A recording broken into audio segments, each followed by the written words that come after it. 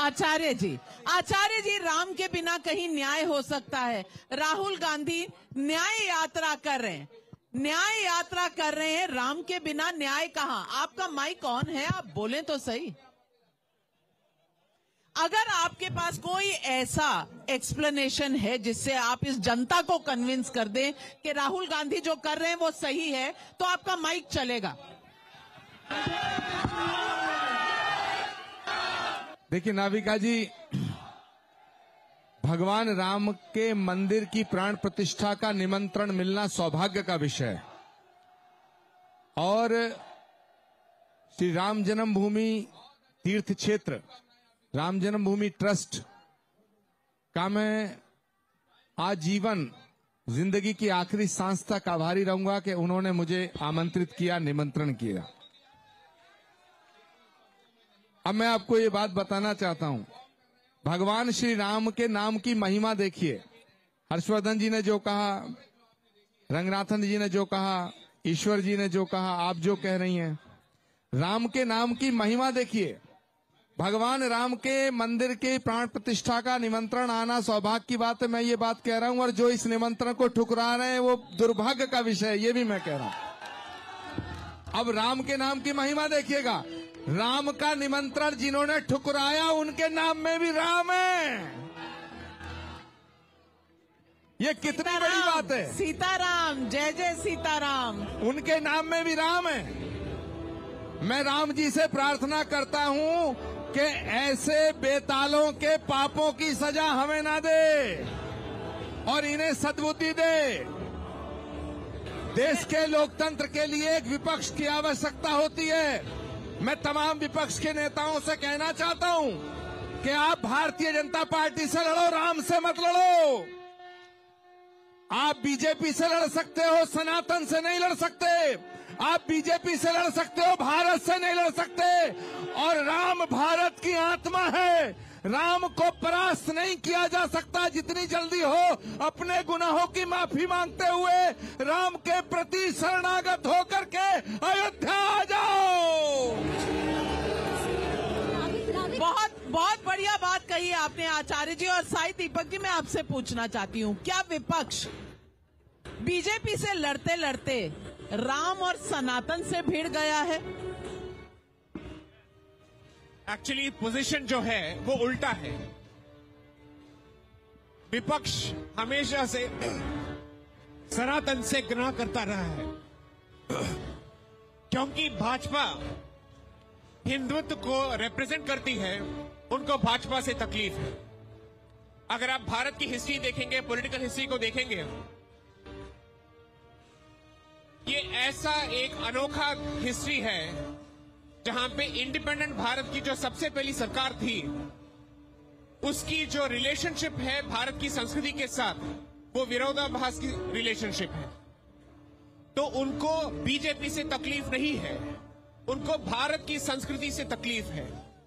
और जो भी उसके पक्ष में खड़ा होता है, उनको उससे घृणा होता है। ये मोदी जी थे या कोई और रहे, उनको उससे कोई फर्क नहीं पड़ता। जो भी इस कार्य को संपन्न करता, उनको उससे तकलीफ होती।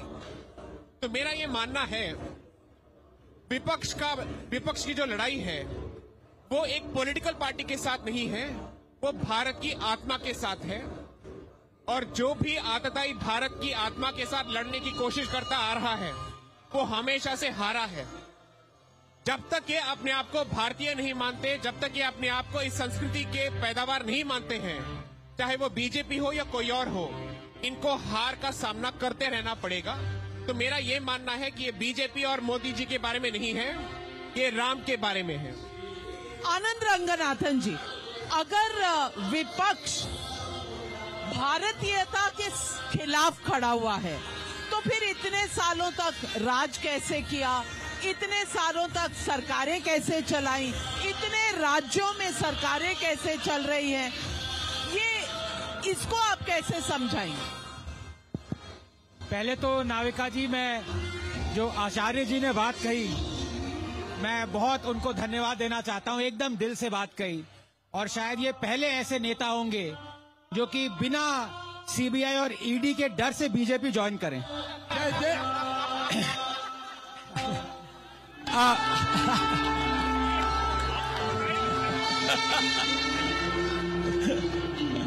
पर नाविका जी, आपने जो बात कही विपक्ष का, मैं आपको बता दूं कि एक बार फिर से कांग्रेस ने देश का मूड और देश का सेंटिमेंट नहीं समझा। ऐसी बात नहीं है कि सारे विपक्ष ने नहीं समझा। जिनको मैं छोटा मोदी कहता हूं, केजरीवाल, वो हर जगह नुक्कड़ पे आरतियां करवा रहे हैं, शोभा यात्रा निकलवा रहे हैं, सारे पाठ करवा रहे हैं। वो समझते हैं कि ये पॉलिटिक्स नहीं है।